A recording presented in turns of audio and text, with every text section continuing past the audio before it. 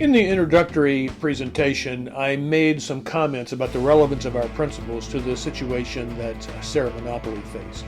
Let me backtrack here and try to speak more generally about situations like hers, situations where people face a devastating, even terminal illness or injury, situations where it's clear that a patient is approaching the end of life.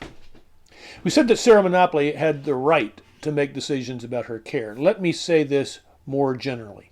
There is broad, near universal consensus that a competent adult patient, one with decisional capacity, has the right to make healthcare decisions, has the right to accept or to refuse proposed medical treatment.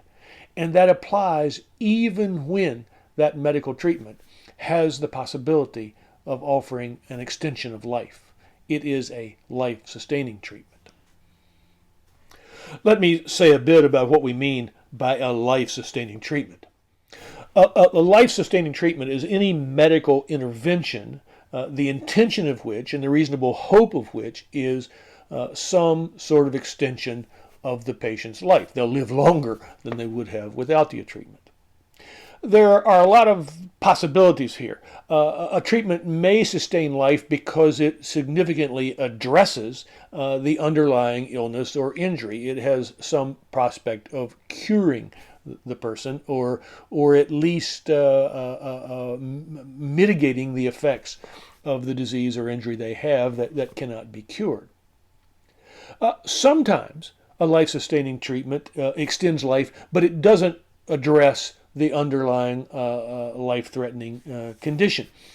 So, for example, often ill people go into cardiac arrest, and CPR will be administered to bring them back. Now, that in no way addresses their underlying medical condition.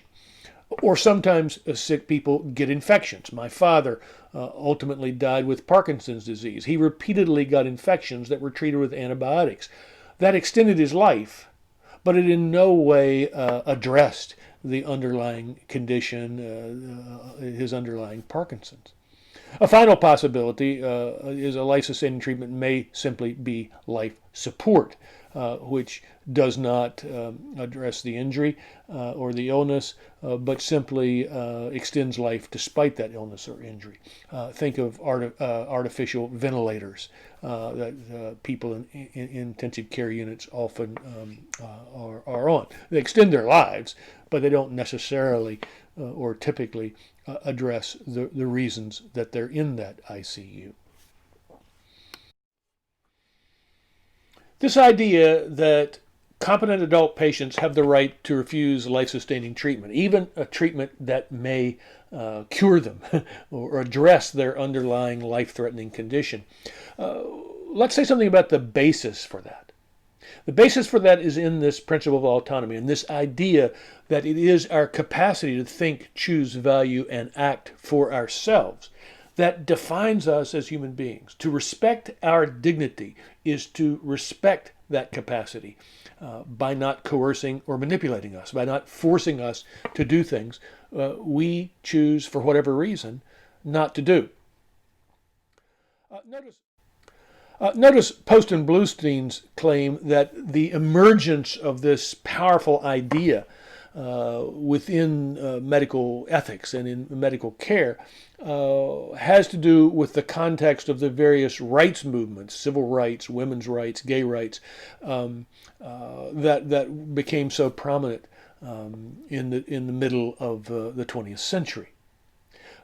Note also this passage from the Council on Ethical and Judicial Affairs of the AMA, the American Medical Association. They say, the principle of patient autonomy requires that physicians respect a competent patient's decision to forego any medical treatment. This principle is not altered when the likely result of withholding or withdrawing a treatment is the patient's death. The right has been upheld in the courts and is generally accepted by medical ethicists.